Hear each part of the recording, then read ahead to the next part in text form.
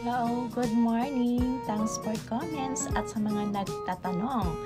Paano po magkaroon ng user ID at paano po daw kumita or to be earned online. So, para sa mga kabayan natin na mahilig mag-scroll sa social media, especially sa TikTok at Reels, alam mo ba na pwede na natin i-monetize yan, especially kung katulad kita na naubos ang free time mo kakascroll lang ng mga videos. So, bakit hindi natin gawing productive yung free time mo para, of course, makasavings tayo this 2024.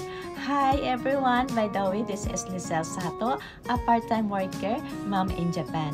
At meron akong alam na platform na pwede mong gamitin para ma-maximize mo ang free time mo at pagkakitaan natin yan. So, ang kailangan mo lang dito is stable internet connection, kung device na gamit mo yung user ID, and of course, yung sistema na pwede ko ituturo sa'yo.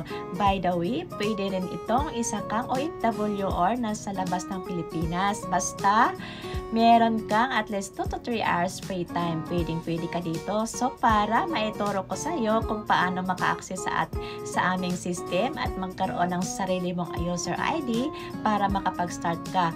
Mag-comment ka lang dyan sa video na ito ng how, kung nasaan ka ngayon. God bless us all and have productive day. Bye-bye!